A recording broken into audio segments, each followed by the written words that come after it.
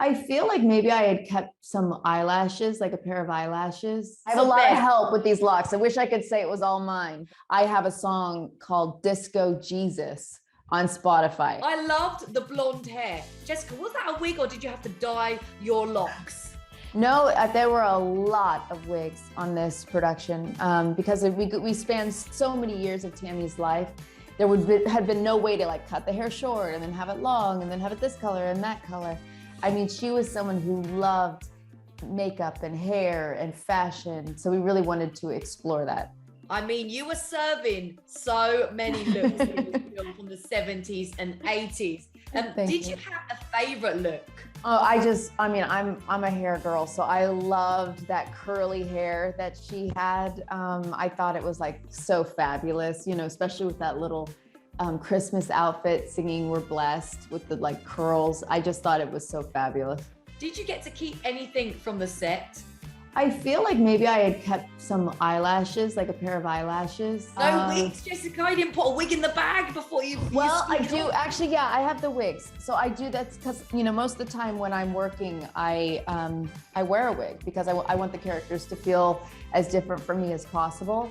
And so yes, I have all the wigs from the jobs I've done. That is so cool. And it saves hair damage as well, Jess. You don't want to damage your own hair. Look at those locks, we cannot touch or do anything with those. So wigs. I have a lot of help with these locks. I wish I could say it was all mine, but yes, I've had a lot of help. We're going to pretend it's all yours, Jess. Okay. I found Tammy Faye so fascinating. I was just in awe of her story. I thought she was such an interesting woman throughout the film. What did you find most interesting about Tammy, playing Tammy, researching Tammy? What I loved so much was the interview with Steve Peters. Because I remember I was a kid in the 80s, and 1985 was a time in the United States with so much homophobia, there was so much fear. The AIDS epidemic was just hitting these communities. People were dying and no one was talking about it. You know, it was like this secret, and the LGBTQ community was really kind of abandoned, especially by our politicians.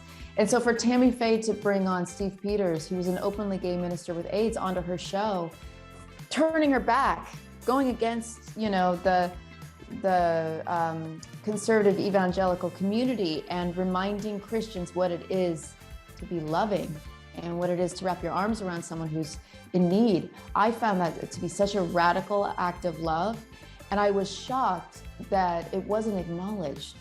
I understand why it wasn't acknowledged at the time because of the fear of what was happening in society, but now's the time we really need to acknowledge what she did, because it was incredibly brave and loving. And I don't want to talk about, so much of the discourse of Tammy Faye has been about her makeup. And that to me that's interesting. But I think the more interesting thing is so much more to her than that, though. Exactly. Of course. Like, I didn't even bat an eyelid at the makeup because there was so much more to really get your teeth into. And that part of the film was amazing. It was fearless, it was brave, and it came from a genuine, honest place, I felt. Thank you for saying that. As I studied her, I just loved her. I love playing characters who are flawed and complicated. People sometimes say to me, that I play a lot of unlikable characters, which is I'm very happy with, because I like playing women who are a bit, who do things that society might be shocked by. So I looked for a lot of that in her. And the reality is, after 7 years of studying her and reading as much as I could, all of her books, listening to her albums, hundreds of hours of unused footage from the documentary, I just loved her. I loved her, and I felt like I needed to honor her with this film. Oh, and that you did, Jessica. She's definitely looking down and enjoying what she's seeing. And I didn't know anything about this woman, and you really brought this character to life. The voice, the singing, I was moving along the singing. while I was watching. It was amazing, Jessica, the vocals. Well, thank you, but I have to tell you, it's like bucket list moment when I have a song called Disco Jesus on Spotify. Never in my wildest dreams did I ever imagine that would be the title of my single. You're really bringing the holy disco situation to us right now, and we are thoroughly enjoying. I must ask, Jessica, you work with one of our own, Andrew Garfield. What was he like to work with? Because he's brilliant. He's brilliant. I mean, we have a very similar way of working. He's just lovely. I mean, he researches and he studies, and we would sit in the makeup trailer together, getting our prosthetics on, and for hours, and we'd send videos back and forth, and we'd talk about the scene, and we could be on set and we can improv together. And every Sunday we would go to church together.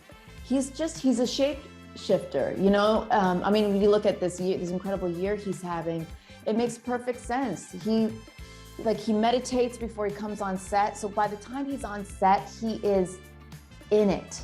And yeah, it was a great treat to get to work with him.